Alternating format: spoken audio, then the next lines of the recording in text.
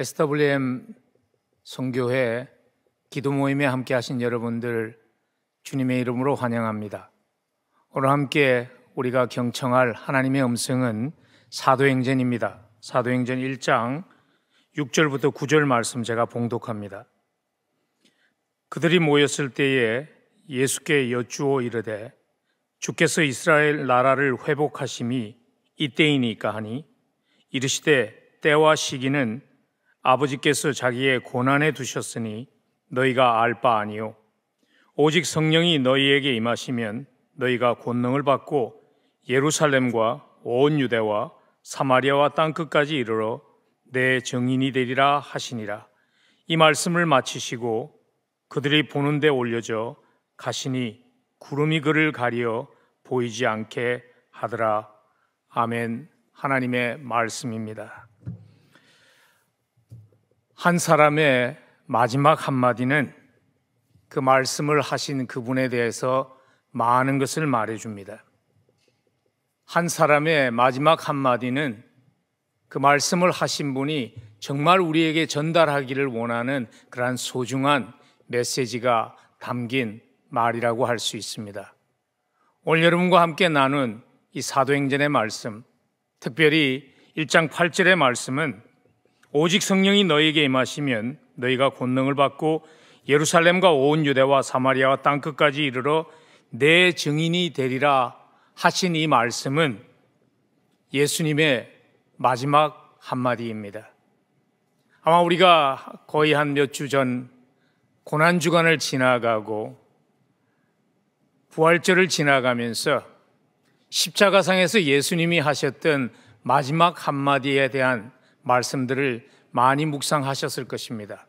그래서 우리는 십자가에서의 치른을 보통 예수님의 마지막 말씀이라는 표현을 많이 사용하지만 그것은 부활하시기 전에 하신 마지막 말씀이지만 오늘 사도행전 1장 8절은 예수님의 생애에 있어서 예수님이 남기신 마지막 말씀입니다. 예수님이 오늘 이 말씀을 통해서 제자들과 그리고 오늘 말씀을 받는 우리들이 무엇을 기억하기를 원하셨을까요? 예수님께서 우리에게 정말 주시기를 원하셨던 그 메시지는, 우리가 꼭 기억하기를 원했던 그 메시지는 과연 무엇이었을까요?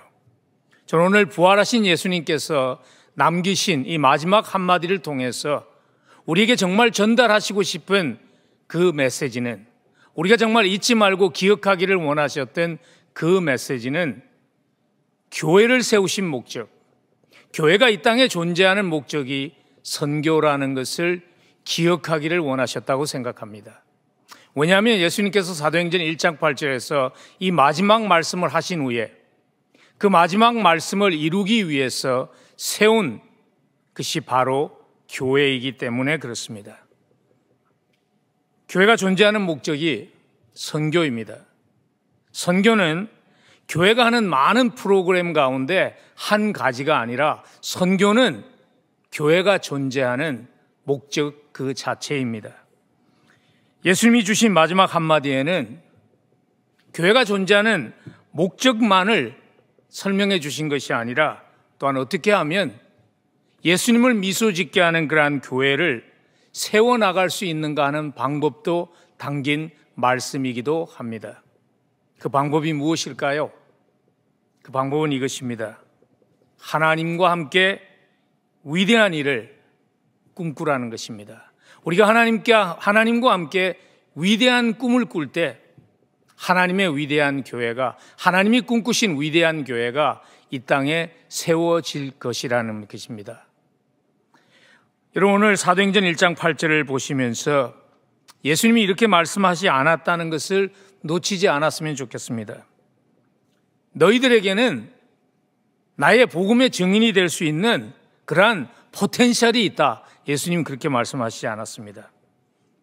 너희들은 나의 증인이 되기 위해서 열심히 노력하라. 그렇게도 예수님 말씀하시지 않았습니다. 예수님이 이렇게 말씀하셨습니다. 너희가 내 증인이 되리라. 이 말씀 속에는 그 꿈을 감당할 수 있는 능력을 주님이 주시겠다는 약속이 담겨 있는 것입니다. 그래서 이렇게 말씀하셨죠. 오직 성령이 너희에게 임하시면 너희가 권능을 받고 예루살렘과 온 유대와 사마리아와 땅끝까지 이르러 내 증인이 되리라.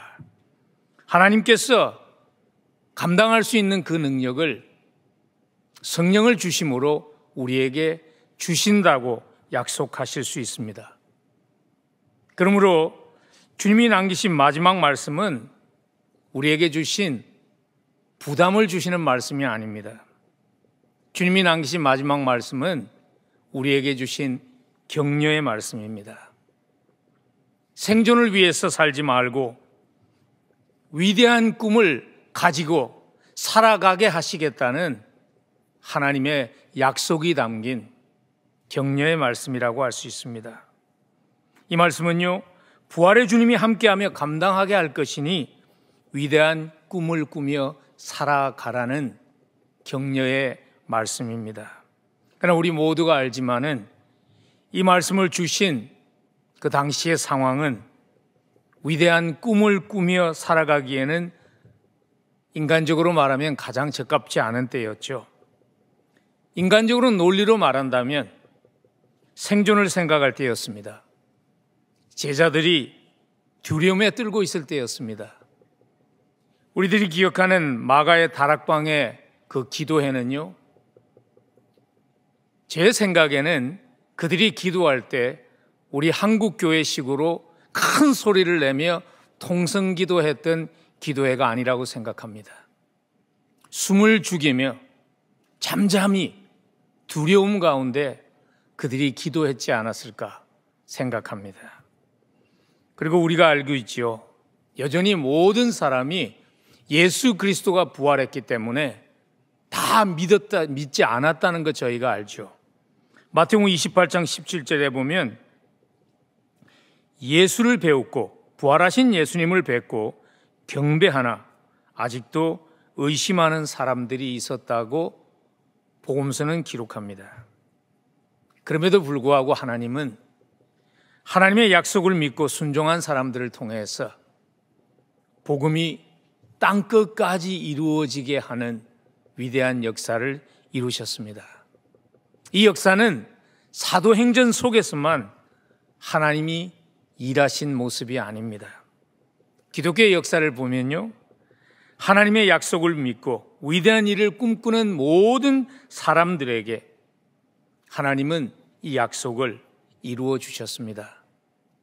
우리가 잘 알고 있는 윌리엄 캐리 선교사님이 그런 삶을 살지 않았나요? 그래서 그가 이런 말을 했지요.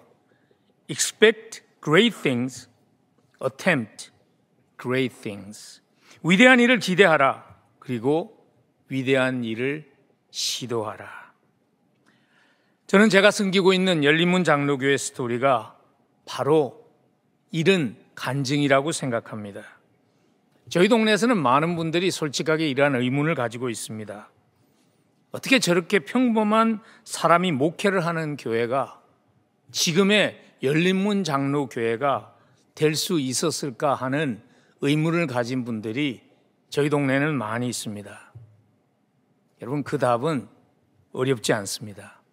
왜냐하면 우리 하나님은 평범한 사람을 쓰셔서, 아니 평범하기조차 하지 못한 부족한 사람을 쓰셔서 하나님은 일하시기를 즐겨하시는 하나님이시기 때문입니다. 윌리엄 캐리는요, 구두 수선공이었습니다. 그는 구두를 만드는 사람도 아니었고 구두 수선공이었습니다. 배우지 못한 사람이었습니다. 그러나 하나님은 하나님의 위대한 꿈을 가진 그를 통해서 복음이 인도의 수많은 부족들에게 전해지게 하는 역사를 이루셨습니다. 저는 평범한 목사입니다. 저는 박사학위도 없는 그런 목사입니다. 제가 박사학위가 없는 것은 단순한 이유입니다. 저에게 그런 역량이 없기 때문입니다. 저는 학자가 아니라 학자들이 연구해 놓은 것을 배우고 적용하는 프랙티셔너가 저의 역량이라는 것을 알기 때문입니다. 그러나 하나님께서는 하나님의 약속을 신뢰하며 하나님이 주신 위대한 꿈을 품고 하나님의 교회를 섬기는 사람들을 통해서 일하십니다. 목회를 해가면서 지난 30여 년 동안 열린문 장로교회를 섬겨가면서 주저앉고 싶을 때 저에게 항상 격려가 된 하나님의 말씀이 있습니다. 잠시 나눕니다. 고린도전서 1장 26절에서 29절입니다. 형제들아 너희를 부르심을 보라. 육체를 따라 지혜로운 자가 많지 아니하며 능한 자가 많지 아니하며 문벌 좋은 자가 많지 아니하도다. 그러나 하나님께서 세상에 미련한 것들을 택하사 지혜 있는 자들을 부끄럽게 하려 하시고 세상에 약한 것들을 택하사 강한 것들을 부끄럽게 하려 하시며 하나님께서 세상에 천한 것들과 멸시받는 것들과 없는 것들을 택하사 있는 것들을 폐하려 하시나니 이는 아무 육체도 하나님 앞에서 자랑하지 못하게 하려 하심이라. 하나님은요, 평범한 사람을 쓰셔서 부족한 사람을 쓰셔서 하나님의 위대한 꿈을 이루시기를 즐겨하시는 분이십니다. 그래서 하나님은 우리가 하나님의 나라를 위해 위대한 꿈을 꾸는 그러한 드리머가 되기를 원하십니다. 아마 여러분들도 다 읽으신 그러한 책이지요. 짐 칼린스라는 사람이 저자가 쓴 책인데요. Built to Last라는 책. 한국엔 타이틀을 보니까 한어 타이틀을 이렇게 썼더라고요. 성공하는 기업들의 8가지 습관. 저는 Built to Last 하는 타이틀이 더 마음에 와서 닿는 것 같아요. 그 책은 어떻게 좋은 기업들 가운데 오랜 세월이 지나가면서도 계속 영향력을 미치는 그러한 위대한 기업들이 나오게 되었는가 하는 것들을 조사한 그러한 책들이죠. 근데 그 책에서 보면 좋은 기업에서 위대한 기업이 된 기업들의 회사들의 공통점은 무엇인가 하면 위대한 꿈을 가졌다는 것이죠. 저는 이 원리가 성경에서 나왔다고 믿습니다. 하나님은 우리가 하나님의 나라를 위해 위대한 꿈을 꾸는 교회가 되기를 원하십니다. 드리머가 되기 위해서 하나님의 나라를 위해서 위대한 꿈을 가지고 살아가기 위해서 모든 것을 시작하면서 모든 과정을 다 알아야 하는 것은 아닙니다. 여러분, 아마존이라는 대기업을 세운 잽 베이조가 인터뷰를 하면서요 물어봤죠. 그에게 당신은 지금 이 아마존이 이렇게 되리라는 것을 그래서 그 과정들을 다 알고 시작했습니까? 하면서 물었을 때 그는 간단하게 말했습니다. 아니라고. 모든 청사진을 가지고 시작하지 않았다고.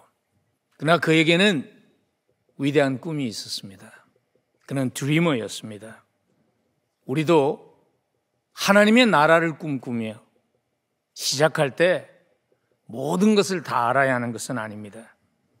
제자들도 다 알고 시작하지 않았습니다.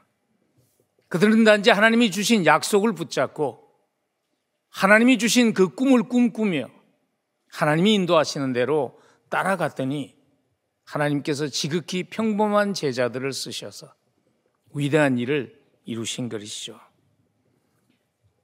우리에게는 위대한 꿈을 가져야 할 이유가 있습니다. 왜냐하면 우리는 세상의 기업이 가지고 있지 않는 그것을 가지고 있기 때문입니다. 우리에게 세상에 기업이 가지고 있는 그러한 재력은 없습니다. 우리에게 세상에 기업이 가지고 있는 그러한 수많은 인재들도 없습니다. 그러나 교회에게는요, 세상의 기업이 가지고 있지 않는 한 가지가 있습니다. 그게 무엇인가 하면 하나님의 함께 하심입니다. 성경은 우리와 함께 하시는 그 하나님을 이렇게 묘사합니다. 에베소서 3장 20절에서 우리 가운데서 역사하시는 능력대로 우리가 구하거나 생각하는 모든 것에 더 넘치도록 능히 하실 이가 우리 하나님이라고. 이것이 우리의 가지는 꿈은, 하나님 나라의 꿈은 단지 요망사항이 아니고 단지 희망사항이 아니고 장차 이루어질 현실이 우리가 가진 꿈인 이유가 바로 그것입니다. 우리 함께 하나님의 나라가 이 땅에 이루어질 것을 확신하며 위대한 꿈을 품고 살아갈 수 있으면 좋겠습니다. 그리고 위대한 꿈을 이루기 위해 살아갈 수 있으면 좋겠습니다. 저는 여러분들에게 하나님이 함께 하시기 때문에 쉽게 될 것이라고 약속드리는 것은 아닙니다. 그렇지만 우리가 알지 않습니까?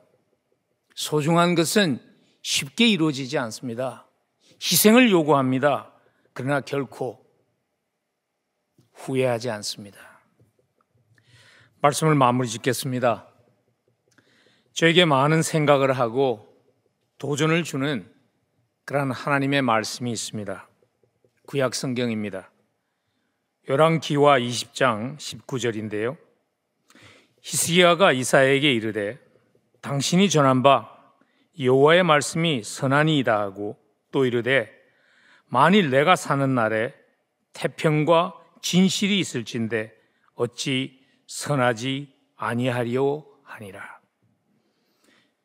여러분, 이 말씀의 배경을 아시죠?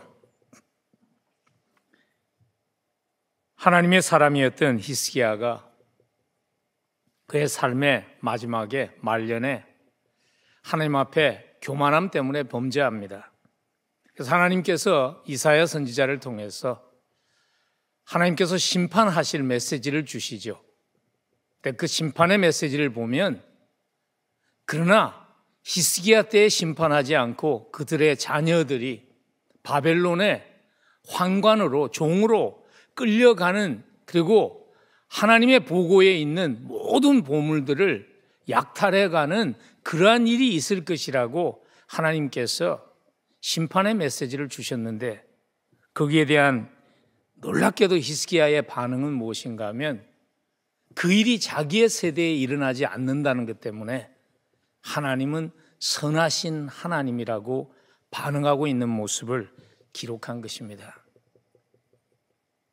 이 말씀이 저에게 도전이 되는 이유는 이것입니다. 하나님의 교회를 섬겨가면서 나는 지금 당장 내 세대 때에 나만이 누리는 부흥, 나만이 누리는 영광을 생각하며 목회를 하고 있는 것은 아닌가, 내 자신을 돌아보게 하는 그러한 도전이 이 말씀 속에 담겨 있기 때문입니다. 누가 이런 얘기를 했죠. 한 사람의 인생에 대한 정확한 평가는 그 사람이 역사의 무대에서 사라진 후에 이루어지는 것이라고. 저는 우리는 교회를 세워가면서 우리 세대뿐만 아니라 우리가 지나간 그 이후에도 하나님의 나라를 꿈꾸며 복음으로 세상을 바꾸는 그러한 영향력 있는 교회가 세워지기를 간절히 소원합니다. 이런 얘기를 하죠. 자신의 세대만을 생각하는 리더는 시간을 말해주는 자의 역할만 하는 사람이라고.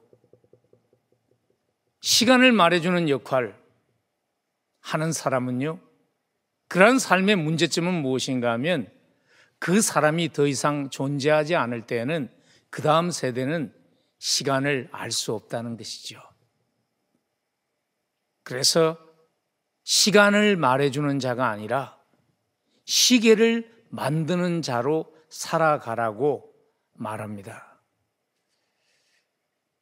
우리는 함께 하나님의 나라를 꿈꾸며 하나님의 말씀이, 복음이 계속적으로 세대를 지나가며 이 땅에 하나님의 나라를 세우게 하는 그러한 교회를 함께 세워나갔으면 좋겠습니다. 우리가 난민들의 교회를 세우는 이유도 그것입니다. 시계를 말해주는 사람이 아니라 시계를 만드는 사람이 되기 위한 것이죠. 우리가 기도하며 세운 그러한 교회들이 계속 우리가 이 땅에 존재하지 않을 때에도 복음으로 시세를 말해줄 수 있는 그러한 위대한 교회, 우리 함께 세워나가는 위대한 꿈을 가진 하나님의 사람이 되기를 간절히 축복합니다. 우리 함께 기도하겠습니다. 하나님, 우리를 불러주시고 우리를 택해 주시고 많은 사람들 가운데 우리를 믿어주시고 복음을 맡겨주신 것 하나님 감사를 드립니다. 하나님의 위대한 꿈을 꾸며 난민들을 통해서 교회를 개척하고 복음으로 그들의 세상을 바꾸어가는 그 일에 우리를 써주심을 감사를 드립니다.